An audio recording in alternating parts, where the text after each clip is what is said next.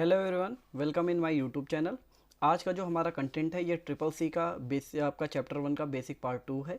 इसमें मैं आपको कंटेंट में आपको बहुत सारी चीज़ें स्टार्ट करके और बहुत सारी चीज़ें ऐसी मैं आपको बताने वाला हूँ जिससे हमारा जो कोर्स कंटेंट है ट्रिपल सी का वो आसानी से क्लियर हो जाएगा। हमारे पास बहुत सारे ऐसी चीज़ें रहती हैं कि जो हम लोग पढ़ते तो हैं लेकिन क्वेश्चन आंसर में उन चीज़ों को ध्यान नहीं दे पाते हैं, तो इन कंटेंट में हम वो सारी चीज़ें डिस्कस करने वाले हैं। देखिए, कोर्स हमारा जो स्टार्ट होता है इस कोर्स में रहेगा क्या क्या ये मैं आपको पहले बता दूं। हमारा जो कोर्स कंटेंट है ये आपका कंप्यूटर के भाग के बारे में बताएगा, component of computer, central processing unit जो हमारा सीपीयू है, देन हमारी इनपुट डिवाइसेस रहेंगी, इनपुट डिवाइसेस जो इनपुट देने का काम करती है, एंड देन आउटपुट डिवाइसेस रहेंगी।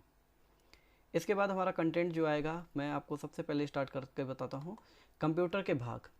देखिए, कंपोनेंट ऑफ कंप्यूटर में कंप्यूटर के विभिन्न भाग एक टीम के रूप में कार्य करते हैं। वे विभिन्न भाग इस प्रकार हैं जैसे कि इनपुट, आउटपुट, कई तरह के संचय प्रणाली, मेमोरी। संचय प्रणाली का मतलब जो टेम्परेरी भी है और जो परमानेंट भी है, जो हमारे सीपीयू के साथ काम करती है। Central processing unit means CPU जो हमारे इनपुट को लेकर उसको प्रोसेसिंग के बाद आउटपुट देने का काम करती है। इसके बाद हमारा है central processing unit CPU. CPU के तीन प्रमुख भाग होते हैं जिनमें आपका है कंट्रोल यूनिट। कंट्रोल यूनिट का कार्य सीपीयू के सारे कार्यों को देख रेख करना, मतलब कंट्रोल करना होता है। देन है अर्थमेटिक और लॉजिकल यूनिट। अर्थमेटिक और लॉजिकल यूनिट में कंप्यूटर की सारी गणितीय और लॉजिकल कार्यों को किया जाता है, लॉजिकल वर्कों को किया जाता है। इसके बाद हमारा जो है वो है मेमोरी यूनिट। मेमोरी यूनिट में हमारा है अस्थायी तथा स्थायी रूप से डेटा का संचय करती, मीन्स जो यूनिट हमारी कंप्यूटर का परमानेंट डेटा स्टोर कर सकती है और हमारी डेटा को टेम्परेरी स्टोर कर सकती है। देन हमारा आता है सेंट्रल प्रोसेसिंग यूनिट है क्या? सीपीयू, मेमोरी आदि बस के सहायता से मदरबोर्ड पर जुड़े रहते हैं और एक डिब्बे में रखे जाते हैं। एक डिब्बे मीन्स बॉक्स में रखे जाते हैं। बस कंप्यूटर के विभिन्न अंशों को जोड़ते हैं जिससे सूचना एक जगह से दूसरी जगह तक पहुंचती रहती है। बस एक प्रमुख मार्ग की तरह है जिस पर वैद्युतिक तरंगे, इलेक्ट्रिकल या इलेक्ट्रॉनिक सिग्नल्स संदेशवाहक का काम करते हैं। कंप्यूटर में तीन तरह के बस होते हैं, एड्रेस बस, डेटा बस और कंट्रोल बस। एड्रेस बस का काम होता है जो कंप्यूटर के एड्रेसेस को बताता है। डेटा बस का काम होता है जो डेटा को एक जगह से दूसरी जगह तक लेकर जाता है। कंट्रोल बस का काम होता है जिस समय डेटा हमारा प्रोसेस हो रहा होता है उस समय वो उसको कंट्रोल करता है, कंट्रोल करने के साथ साथ उसका आउटपुट हमें प्रोवाइड करवाता है। इसके बाद हमारा है इनपुट डिवाइस, कीबोर्ड। कीबोर्ड एक इनपुट डिवाइस है। कीबोर्ड एक ऐसा साधन है जिसकी सहायता से निर्देश और डाटा दोनों को कंप्यूटर में डाला जा सकता है। कीबोर्ड को पेरिफेरल डिवाइस भी कहा जाता है। पेरिफेरल मतलब जो कंप्यूटर के साथ अटैच की जा सकती हो। वह डिवाइस जो सीपीयू में अलग से जोड़े जाते हैं उसे पेरिफेरल डिवाइसेस कहा जाता है। पेरिफेरल की मीन्स जो अलग से अटैच किया, जैसे आपका कीबोर्ड हो गया, माउस हो गया। दूसरी हमारी इनपुट डिवाइस है माउस। माउस एक पॉइंटिंग डिवाइस है जिसको आप एक समतल जगह पर चला सकते हैं। समतल जगह पर चलाने का मतलब है कि एक मतलब आपका जो सरफेस होगा वो एकदम प्लेन होना चाहिए। स्क्रीन पर कर्सर को घुमा सकते हैं। माउस मैकेनिकल और ऑप्टिकल होते हैं। मैकेनिकल माउस हमारे जो पुराने माउस होते थे और ऑप्टिकल माउस हमारे जो आज के हैं। इसके बाद हमारा है वीडियो टेक्नोलॉजी। वीडियो टेक्नोलॉजी क्या होता है इसका मैं फुल फॉर्म पहले बता दूं। Virtual display unit. आपका जो विजुअल डिस्प्ले यूनिट है, जो वर्चुअल डिस्प्ले यूनिट है, इसका जो फुल फॉर्म होगा वो होगा विजुअल डिस्प्ले यूनिट। क्या होता है विजुअल डिस्प्ले यूनिट? मैं आपको उसके बारे में पूरा बता दूं। मॉनिटर एक ऐसा डिस्प्ले यूनिट है जो हमारी वर्चुअली किसी भी इनपुट के जो रिजल्ट मिला, जो आउटपुट मिला उसको दिखाती है, मतलब we can see but not touch. ये हमारी आपकी विजुअल डिस्प्ले यूनिट का कमाल होता है। इसी के द्वारा आउटपुट को देखा जा सकता है। ये सॉफ्ट कॉपी आउटपुट देता है, ना कि हार्ड कॉपी। मॉनिटर टेलीविजन की तरह कैथोड रे ट्यूब से काम करता है, इसलिए मॉनिटर को सीआरटी के नाम से भी जाना जाता है। मॉनिटर जो हमारे पुराने आते थे वो हमारे सीआरटी थे। आज के जो मॉनिटर हमारे हैं वो एलसीडी के टाइप हैं जिनमें हमारा टीएफटी है और एलईडी मॉनिटर्स हैं। ये हमारे नए मॉनिटर्स हैं। इनके थ्रू हम बहुत अच्छा डिस्प्ले देख सकते हैं, बहुत अच्छा विजुअल देख सकते हैं। ये हमारे लेटेस्ट टेक्नोलॉजी पे डिपेंड करते हैं। इसके बाद हमारा है स्कैनर। स्कैनर की सहायता से हम किसी हार्ड कॉपी की सूचना को सॉफ्ट कॉपी के रूप में संचय कर सकते हैं। ये भी इनपुट डिवाइस है। स्कैनर दिए गए सूचना को प्रकाशित करता है जिससे वह ऑप्टिकल इमेज डिजिटल इमेज के रूप में रूपांतरित हो जाती है। मीन्स जो हमारा हार्ड कॉपी डाटा है उसको ये ऑप्टिकल इमेज में कन्वर्ट कर देती है, मीन्स सॉफ्ट कॉपी में इसको बदल देती है। Scanner hand held, feed in और फ्लैट बेड प्रकार के होते हैं। हैंड हेल्ड का मतलब जैसे आपके बारकोड स्कैनर्स आते हैं जो हाथों में लेकर मॉल वगैरह में आप देखते हैं कि उससे स्कैन करते हैं और आपके जो भी प्रोडक्ट है उसका रेट बताकर आपको दे देते हैं। इसके बाद हमारे फ्लैट बेड आते हैं, जो पड़े हुए स्कैनर होते हैं उनके ऊपर कागज़ रख के उसको हम स्कैन करते हैं। ये अक्सर आपको फ़ोटोकॉपी वाली दुकानों में देखने को मिलते हैं, जो फ़ोटोकॉपियर आपकी मशीन्स होती हैं। ये हमारा स्कैनर बहुत पावरफुल होते हैं और बहुत ज़्यादा यूज़ में इस समय आ रहे हैं क्योंकि हर एक चीज़ हमारी स्कैन की जाती है। इसके बाद है लाइट पेन। यह भी एक प्रकार की इनपुट डिवाइस है जो कर्सर को घुमाने का काम करती है, जैसे माउस की पॉइंटिंग डिवाइस होती है उसको घुमाने का काम करता है। लाइट पेन से पॉइंट किए गए प्रोग्राम को सॉफ्टवेयर चलाता है। जो भी प्रोग्राम से आप खोलना चाहें इसको आसानी से खोल सकते हैं। अन्य पॉइंटिंग डिवाइस जैसे जॉयस्टिक, ट्रैक बॉल का उपयोग ज़्यादातर मनोरंजन के कार्यक्रम जैसे कंप्यूटर गेम को नियंत्रित करने में किया जाता है। एक आपकी डिवाइस आती है जॉयस्टिक, एक आपका ट्रैक बॉल आता है। इसके माध्यम से हम अपने कंप्यूटर के प्रोग्राम्स को लाइक गेम्स को ऑपरेट कर सकते हैं।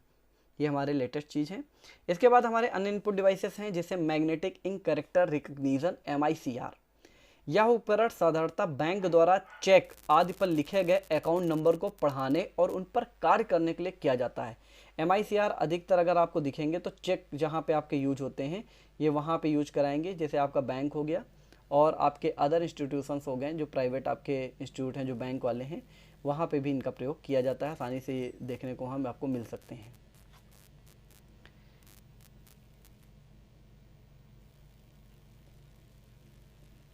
इसके बाद हमारा है अनइनपुट डिवाइस में OMR।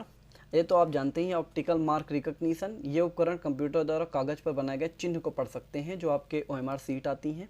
बारकोड, इससे हम आपके पैरेलल जो लाइन के समूह एवं उनके बीच के स्पेस को पढ़ते हैं और सूचना प्राप्त करते हैं। बारकोड आपके जो प्रोडक्ट आते हैं उनमें बारकोड होता है, उससे आपका प्राइस निकल के बताते हैं। इसका इस्तेमाल दुकानों की सामग्री, चिकित्सा रिकॉर्ड और पुस्तकालयों की किताबों के बारे में सूचना संचय करने के लिए इस्तेमाल किया जा सकता था। तो ये हमारे बारकोड स्कैनर हो गए। सबसे महत्वपूर्ण आउटपुट डिवाइस हमारी जो आती है वो आती है प्रिंटर। प्रिंटर एक महत्वपूर्ण आउटपुट डिवाइस है। यह कंप्यूटर के टेक्स्ट और ग्राफिक्स को प्राप्त कर कागज़ पर उसको प्रिंट करता है। प्रिंट की गई सूचनाएं स्थायी होती है और उसको आसानी से कॉपी किया और बांटा जा सकता है। कंप्यूटर से प्रिंट किए गए परिचित डॉक्यूमेंट में बिजली बिल, बैंक के दस्तावेज, वेतन आदि पत्र होते हैं जिनको हम आसानी से प्रिंट कर सकते हैं। जितना भी आपको कागज़ पे प्रिंट मतलब हार्ड कॉपी मिलता है वो सारा का सारा आपका आउटपुट होता है और वो सारा का सारा आपका प्रिंटर से दिया जाता है। इसके बाद है प्रिंटर। बाज़ार में बहुत प्रकार की कंपनियां आपकी हैं जिनके माध्यम से आपको प्रिंटर अवेलेबल कराए जाते हैं।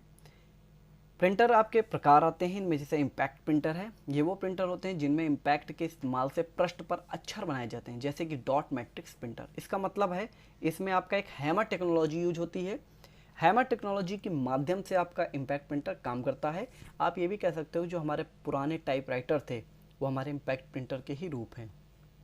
देन है नॉन इम्पैक्ट प्रिंटर। इस प्रकार के प्रिंटर्स में प्रिंटिंग के लिए कुछ और साधनों जैसे स्याही छिड़कना, ताप, जेनोग्राफी या लेजर का इस्तेमाल करके प्रिंट किया जाता है। नॉन इम्पैक्ट प्रिंटर का सबसे अच्छा एग्जाम्पल है आपका लेजर प्रिंटर और इसके बाद है आपका इंकजेट प्रिंटर।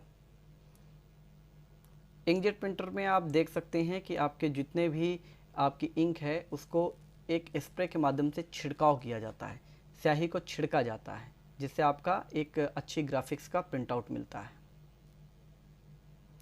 इसके बाद हमारा डॉट मैट्रिक्स प्रिंटर। यह एक इम्पैक्ट प्रिंटर है। यह इम्पैक्ट द्वारा शब्दों को प्रिंट करता है। यह अन्य प्रिंटर की अपेक्षा सस्ता होता है। इसकी गति 1.18 पेज प्रति मिनट की है। बहुत स्लो प्रिंटर होता है ये। इस प्रिंटर को अगर देखा जाए तो बहुत स्लो कार्य करता है। इंकजेट प्रिंटर में स्याही को महीन बूंदों के रूप में छिड़का जाता है जिससे कागज़ पर अक्षर बनते हैं। उन बूंदों को कागज़ पर सही स्थान पर लाने के लिए डिफ्लेक्शन प्लेट का इस्तेमाल किया जाता है। डिफ्लेक्शन प्लेट होती है जो आपके कंटेंट को सही जगह पे प्रिंट करती है। प्रिंट की गुणवत्ता अच्छी होती है, मतलब अगर आप इंकजेट प्रिंटर की बात करें तो इसमें आपका प्रिंट आउट बहुत बढ़िया आपको मिलता है। और आपका जो प्रिंट आउट है वो आपका लेजर प्रिंटर बहुत फास्ट स्पीड में करता है। इसकी जो इंकजेट प्रिंटर की आपकी स्पीड होती है वो आप मान के चलते हैं 300 DPI पे से स्टार्ट होती है और जो हमारा लेजर जेट होता है उसके 600 DPI से होती है। इसके बाद लेजर प्रिंटर हमारा यह एक साथ पूरे पृष्ठ को प्रिंट करता है। ये आउटपुट को कॉपियर पर लेजर किरणें से लिखता है जो कंप्यूटर चालित होता है। इस पे लेजर प्रिंट का प्रयोग किया जाता है, लेजर बीम का प्रयोग किया जाता है, जिससे इस प्रिंटर पे आपके जो भी कंटेंट है उसको प्रिंट कर दिया जाता है।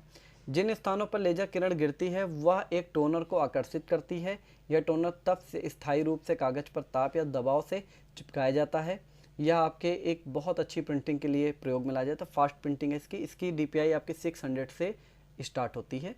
ये प्रिंटर शांत होते हैं और उत्तम प्रिंट करते हैं। इन प्रिंटर्स में ज़्यादा आपकी वॉइस नहीं होती है और ये प्रिंटर बहुत ही अच्छी क्वालिटी का प्रिंट आउट आपको प्रोवाइड करते हैं।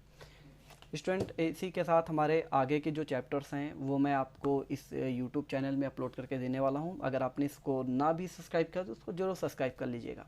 Thank you so much.